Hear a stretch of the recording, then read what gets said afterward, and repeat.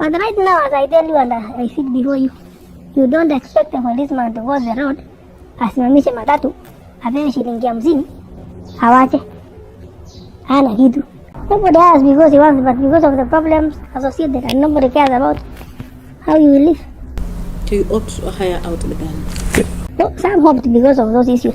So don't ask us every day why are police killing themselves, why are police killing their wives. They have nothing to offer. Mtu anatoka asubuhi, watoto wajakunywa chai, anaenda ofisi, hakuna kitu. Who do you expect to live in this world with 20,000 things and that kind of economic breakdown?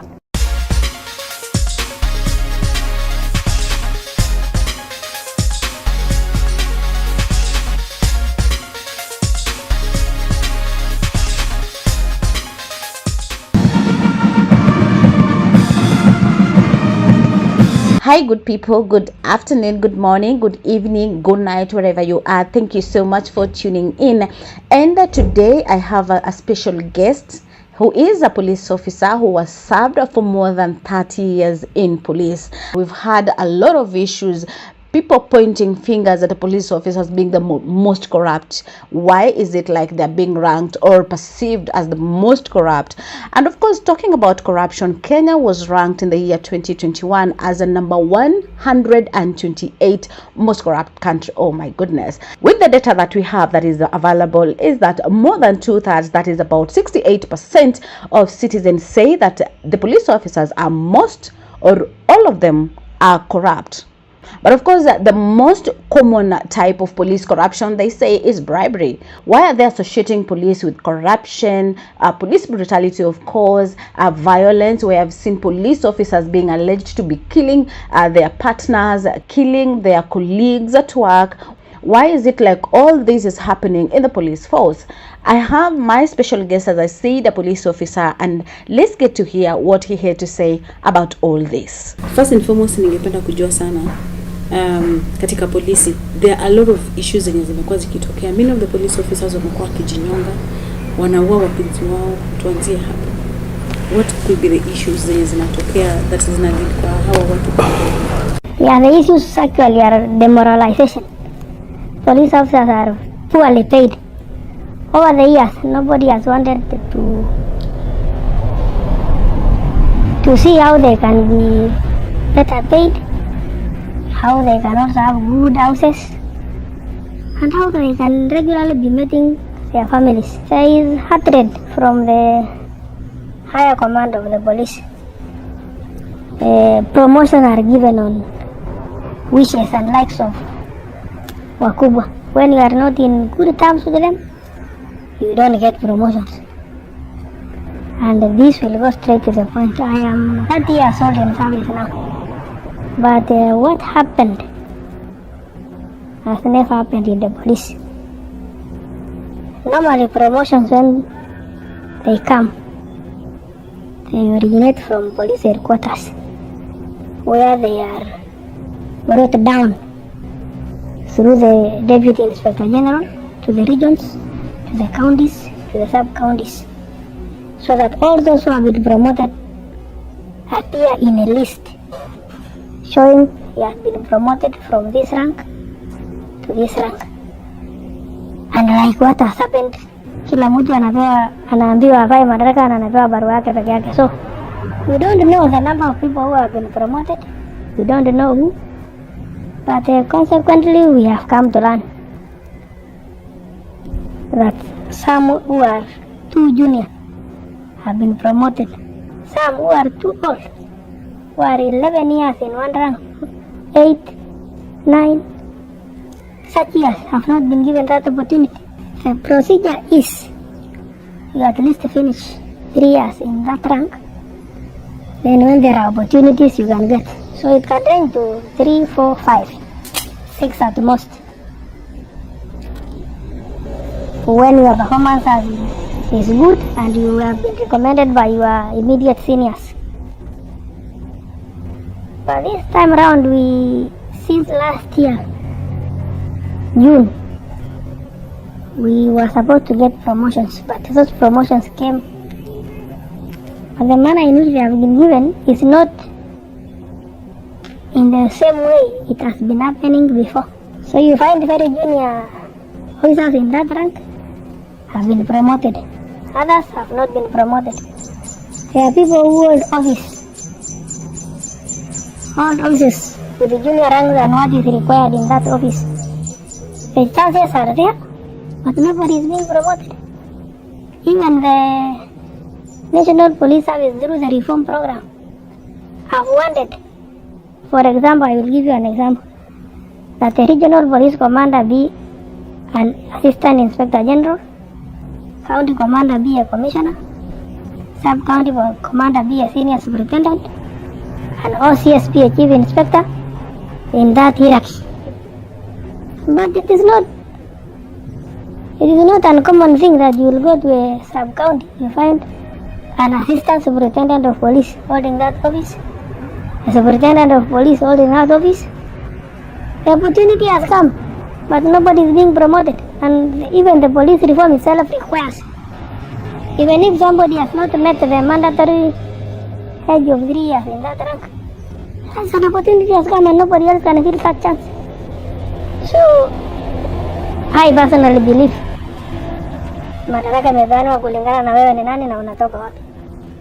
If you can get a list of those who have been promoted, you will realize most of them come from almost one region. A big number come from one region. So our boss has really failed us. He is giving promotion according to his own will, according to what he wants, who he wants. So that is another factor which has reduced police into what they do. So we don't have to get a policeman ati amejua hana pesa. Kama junior police officer sahi constable is paid 21,000. Akichukua loan for example, awe na mahitaji yake mengine, iko kitu kingine atafanya. Nobody has considered the plight of police ever since Kibaki alituongezea mshahara. That was the last time police got a salary increase. Hii hata miaka ingine unaambiwa tumeongezea mshahara, unaweza unakuta shilingi 1,000 kwa payslip ndio imeongezwa. Sasa hiyo mtu anasema ameongeza kitu. Something should be done. You are given about 110% during Kibaki time. That is way back in 2002. It was actually very good good rise at that time, and it really assisted. That is why very many people walitaka kuandikwa polisi wakati hiyo. If you look at 2002 up to now, it is 20 years and nothing has ever been done. You can see the economy really in a rise flat. Shilingi sahi unaenda kwa duka unanunua unga na 220. Who do you expect to live in this world with 20,000 and that kind of economic breakdown? So watu wanaumia lakini hakuna mtu anawatetea. A good example is sometimes way back when we are in another place which I will not say now for purposes of security. Our boss came to attend us, and before he said anything he said, mambo ya pesa watu wasiniulize. Mambo ya pesa ni ya National Police Service Commission. Is the most senior most police officer sitting in that commission. It is him who is supposed to tell the commission that juniors are suffering and they need a pay rise. When he tells us his juniors that, hiyo si yake, tutauliza nani?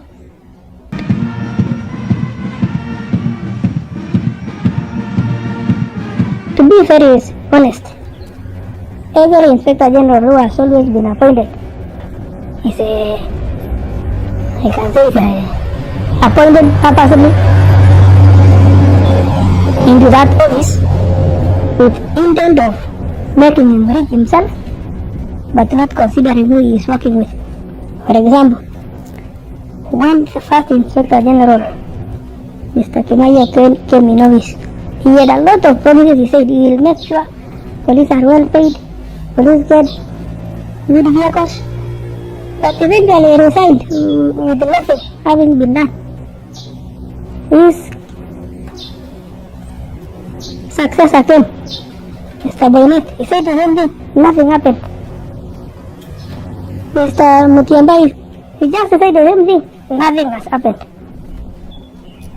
All we know in the field is that when they are appointed, when they go trying to ask for the welfare of the police of juniors, they are starting to consider the office they are holding, and most of them, like Mutiambai and Bayret, for example, held very junior officers from where they came from.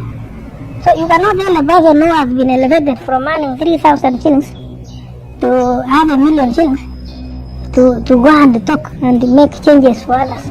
He will think of himself. The difference between 300,000 shillings and 500,000 is a very big range that nobody will want to lose that money. There should be a forum for the police to be considered every maybe 4 or 5 years. Wanaangaliwa mshahara iangaliwe. Lakini if you leave things to the likes of Mutiambai, kina Boylet, kina Tumayo, nothing will change. Hawa wanakaa kutetea tumbo zao na mshahara zile wanapata. So don't ask us every day why are police getting themselves, why are police getting their wives. They have nothing to offer. Mtu anatoka asubuhi, watoto wajakunywa chai, anaenda ofisi hakuna kitu. There are so many things that have been told for police to change, especially when I read the manual which was prepared by Mr. Another white man who came here, Mr. I don't remember his name. He said, and I will quote what he said, if you give police a better pay, he will not be corrupt and will not be doing this, because somebody will think of the money he's getting and will work in a good way because he knows what he's getting. But right now, as I tell you and I sit before you, you don't expect a policeman to go the road, asimamishe matatu, apewe shilingi 50, awache, hana kitu, atafanya hesabu, matatu zitapita ngapi hapa? Aseme ngile 50, or even 20. 50 times 20 ni ngapi? Hiyo siku si amekula. Sasa utamwambia asichukue na ana kitu ajikula. Lakini kama angekuwa analipa mzuri angefikiria I cannot risk my work because of 50 shillings. But today he is not even risking. It is better I do or die. Either get that 50 shillings or you go home and sleep. Which one is better even if you are given that uniform today? Uende kwa barabara ukae. Utafanya gani? Utangojea mwisho mwezi uwe shilingi 1,900 ukatwe loan, ukatwe kila kitu ibaki shilingi 800, 8,000. Ulipe nyumba sababu hakuna nyumba za kutosha kwa polisi. Ununue chakula, ulipe school fees, hiyo inatosha. Those questions nobody will answer. Like I told you, we tried engaging Mr. Mutiambai somewhere. Na akatukanya akasema mtu asiniulize kuhusu pesa. Pesa ni National Police Service Commission. And like I said, is the most senior most uniformed police officer sitting in that commission. Who else are we supposed to send? Should we go represent ourselves? Even the political will does not defend the police. Ever since the president who is now retiring came in the office, nothing, 10 years hakuna kitu polisi wameongezea. How do they expect police to live? Wakienda hije for example, wameenda operations kama tubarasha hotel seat bruise, kama watu ya bank nini, wanakuja na mtu ya bank, wamemshika. Mtu anasema iko 1,000, 2,000. Somebody with an empty stomach. What do you think he will do? Hata kika 1,000 na waje, so crime will continue going up, drugs will continue being used because the person who is supposed to stop them has been compromised. And it is not at his will to be compromised. He has been compromised because he has nothing else to do. Wakati Kibaki alipeana pesa, there was a very big change in the police service. Ilionekana kuna change kubwa sana. Kwa nini watu hapa angalia mfano? Na waendelea after at least 4 years, like in the army, in the defense forces. Their salaries is reviewed after every 4 years. Kwa nini police ijakuwa reviewed? We had one boy engaged the former Secretary General for the National Police Service Commission, Mr. Kafuludi, and we asked him that the salaries paid to us is not commensurate with the work we do.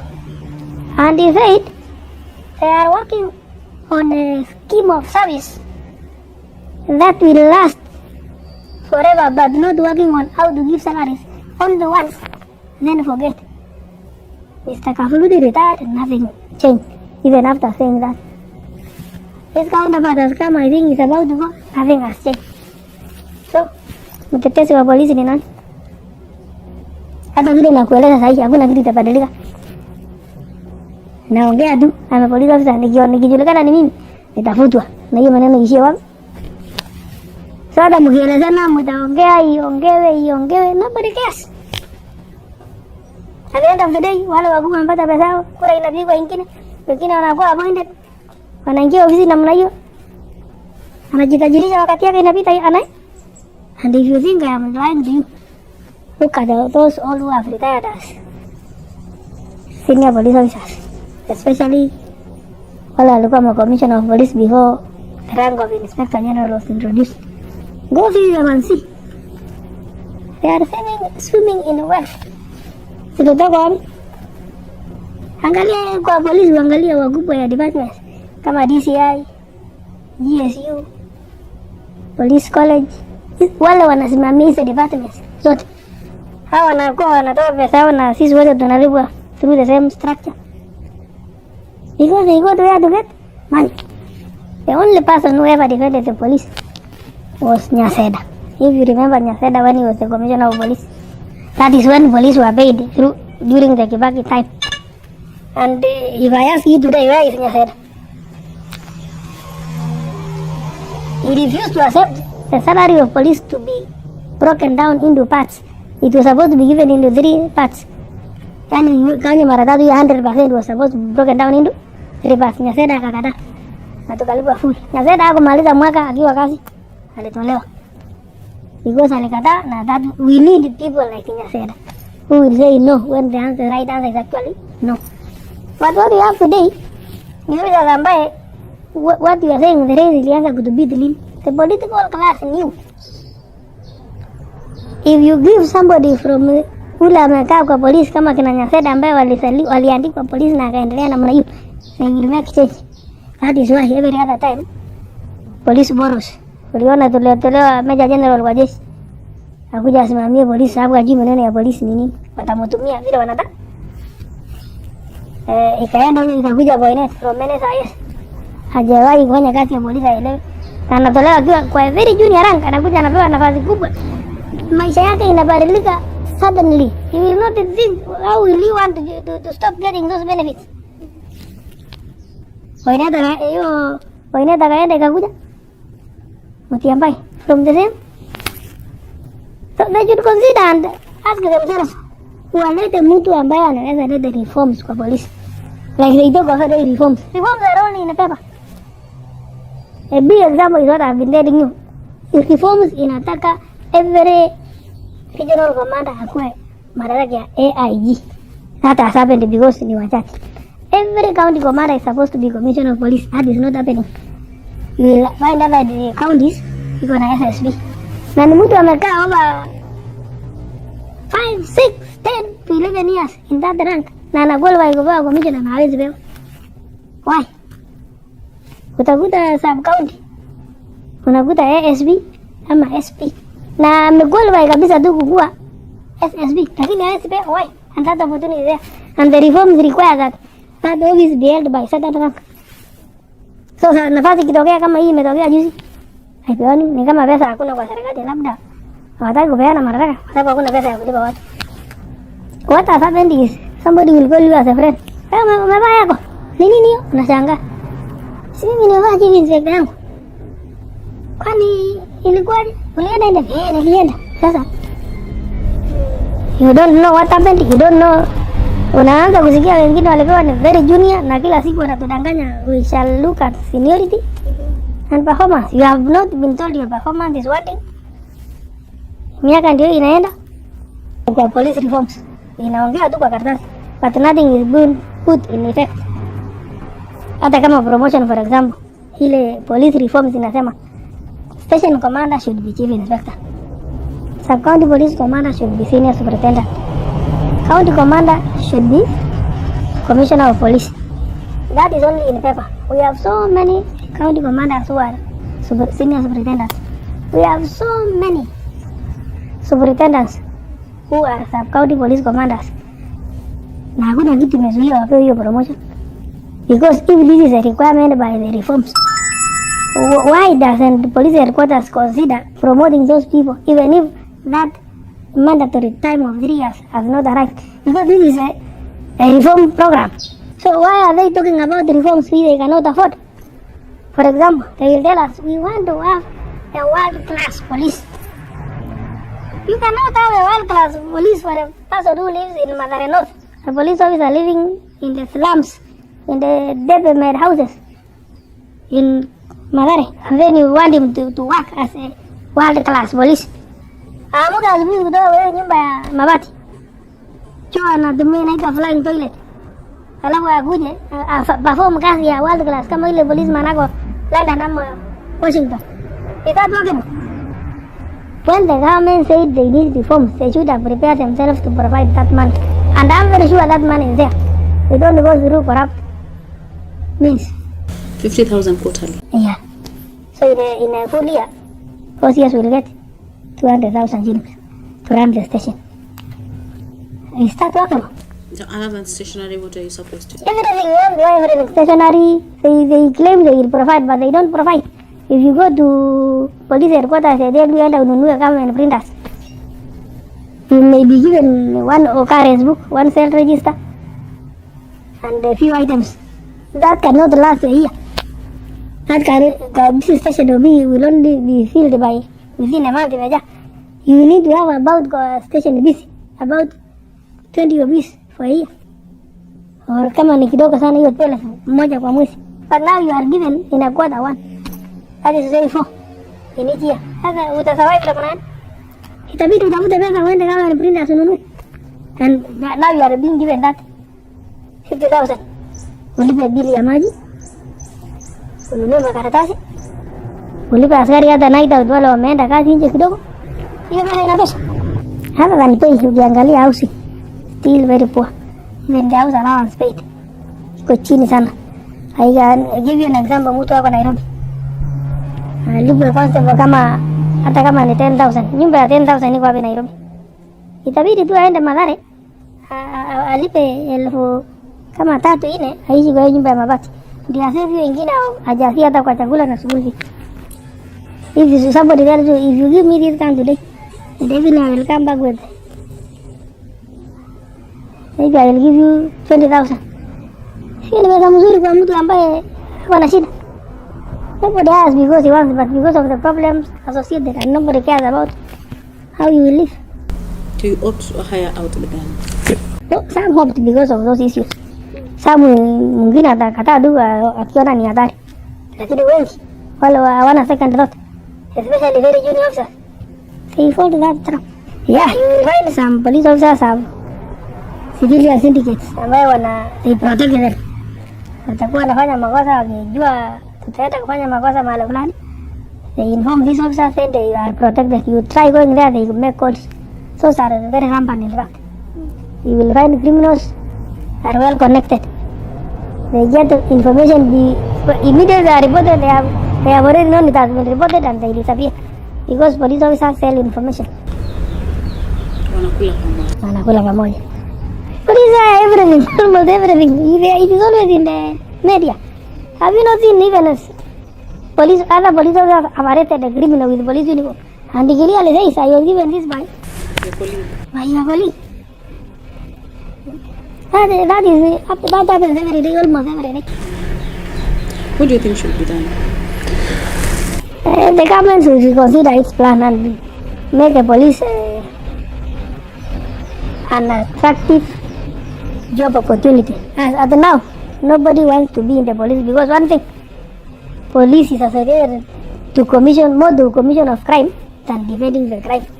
If, for example, they would have given a constable at least a net pay baada reduction about at least 50, 60.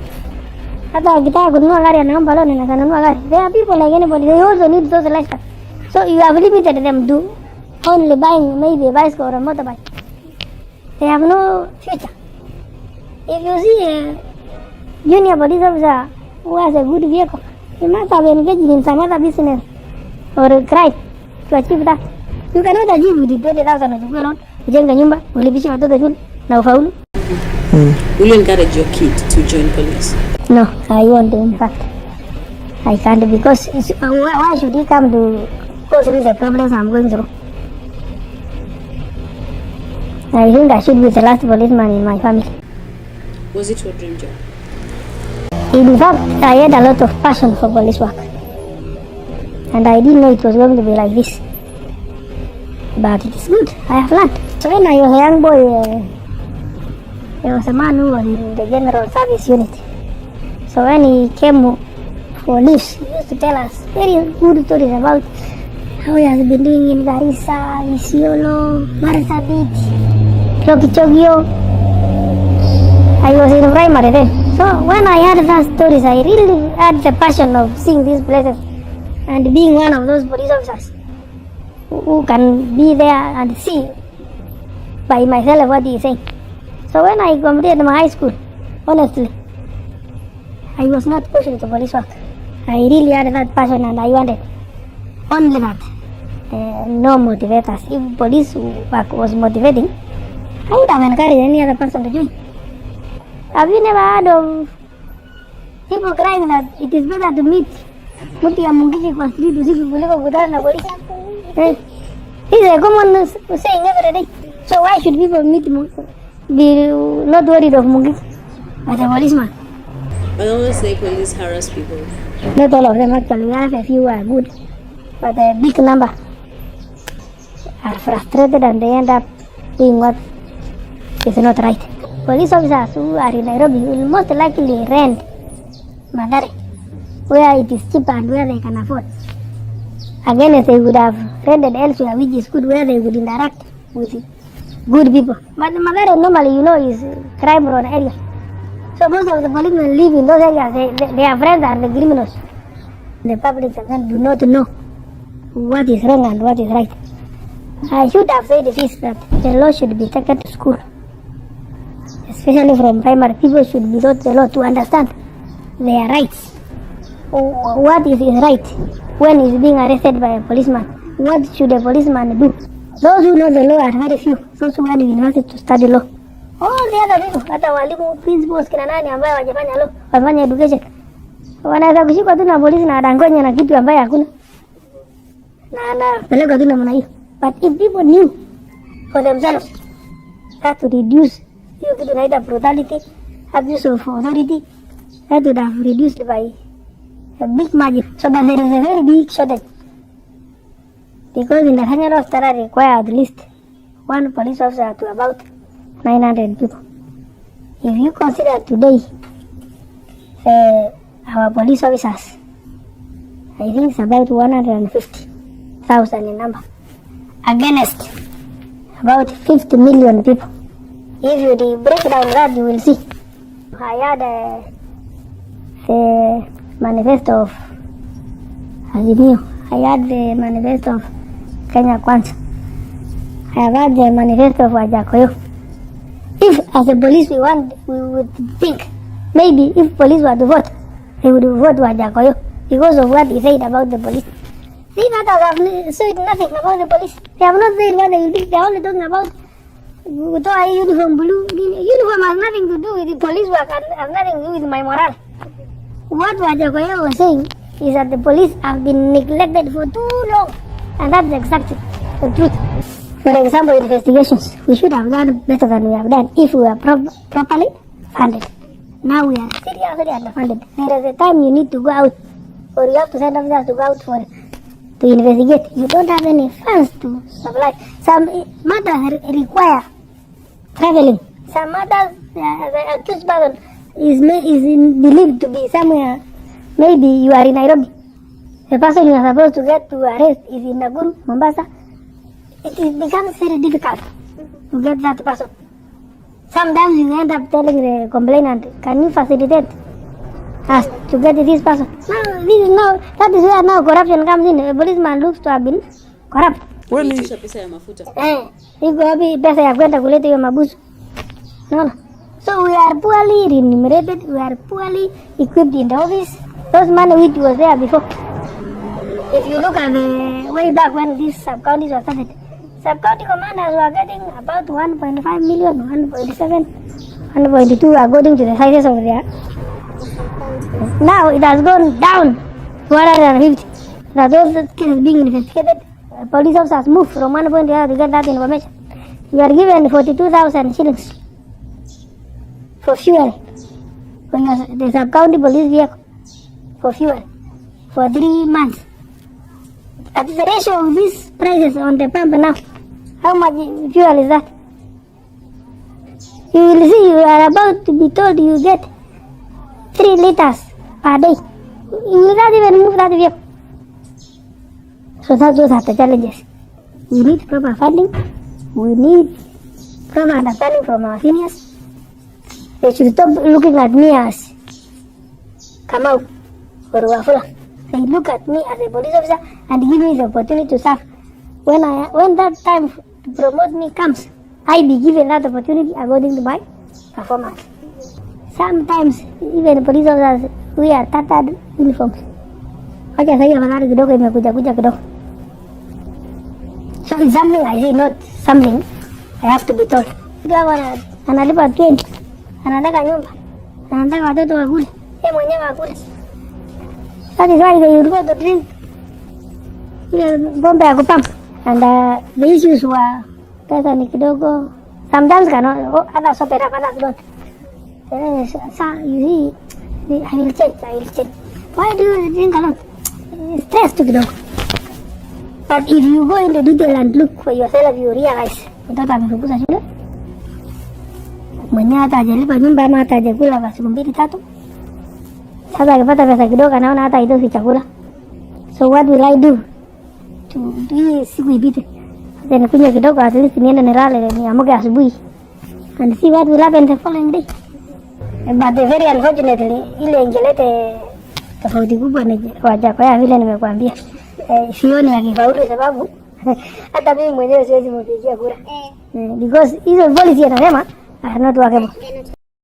You served for in a different governments under different presidents.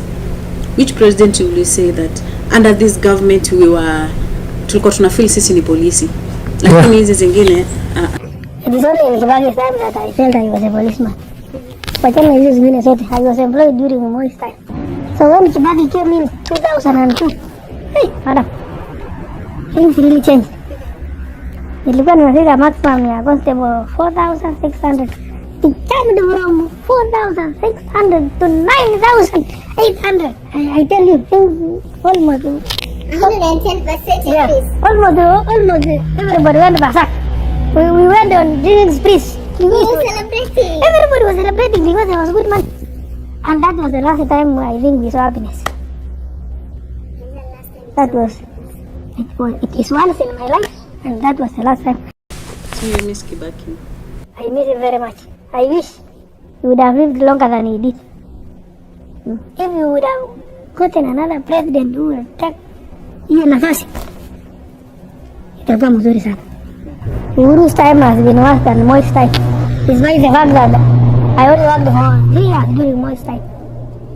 But if I can compare Kibaki and Uhuru, Uhuru's time has been the worst. I think it will be the worst. I don't know. Uhuru has really done nothing for the police. Uhuru and Kibaki, it's like day and night.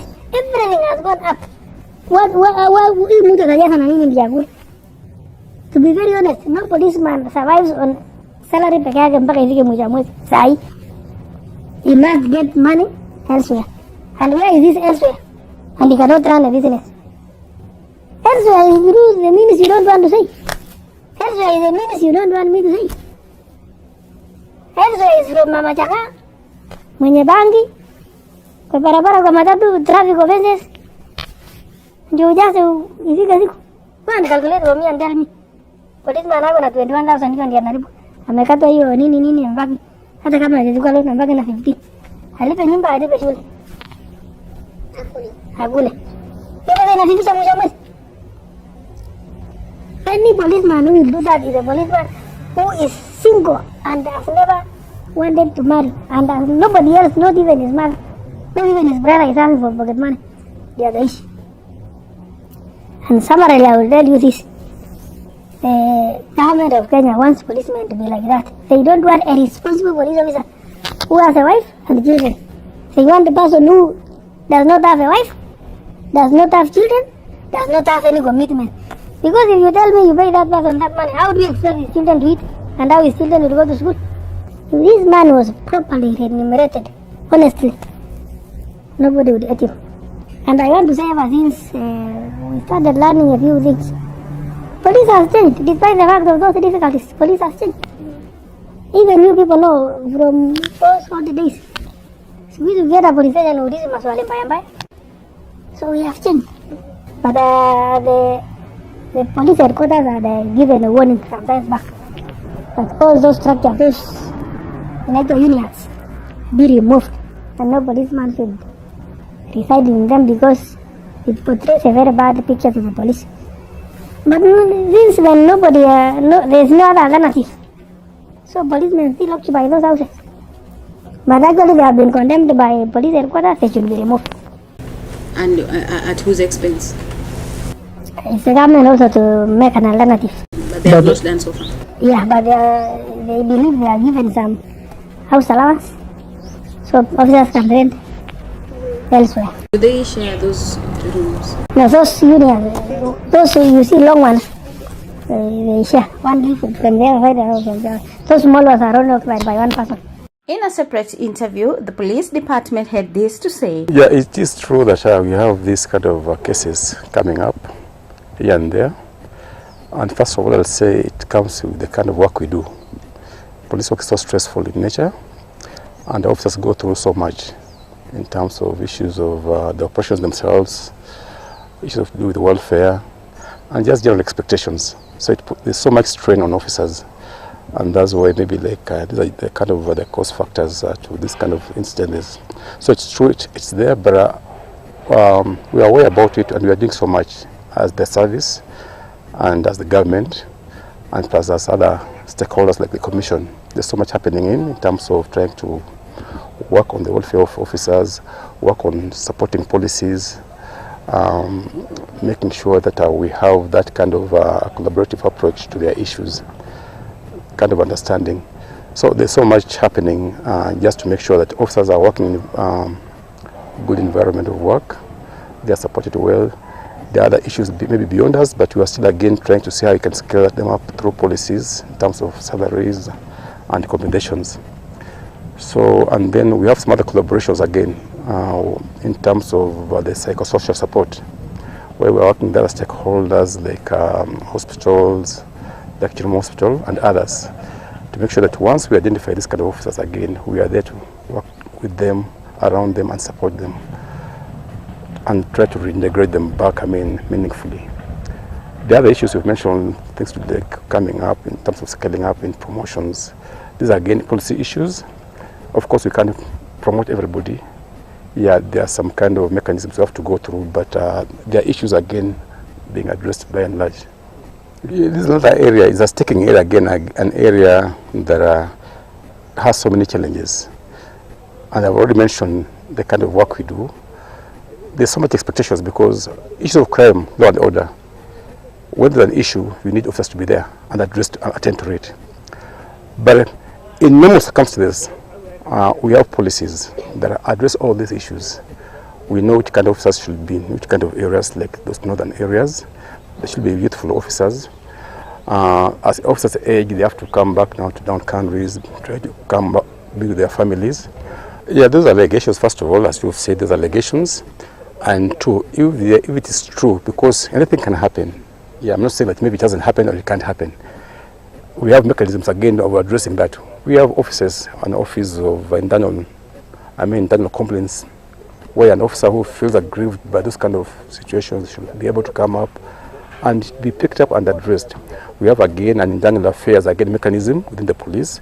We have a power. So there are so many other layers again officers can get redress. In fact, when they feel that they have been treated unfairly. Otherwise, it shouldn't happen.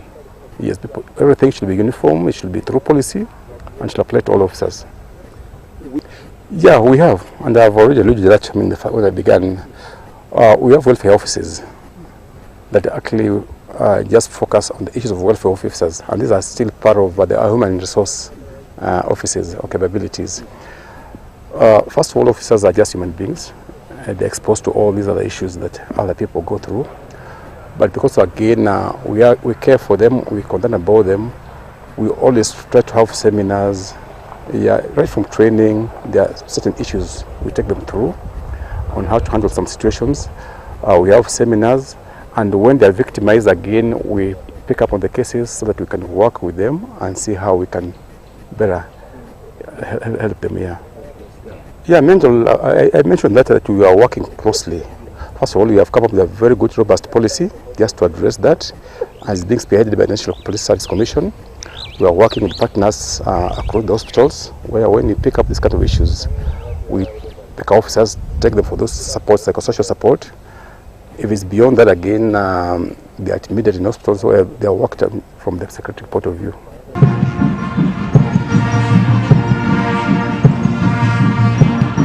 For those who are new here, kindly hit that subscribe button and also the notification bell so that you'll be notified whenever I upload another video. Thank you so much and God bless you.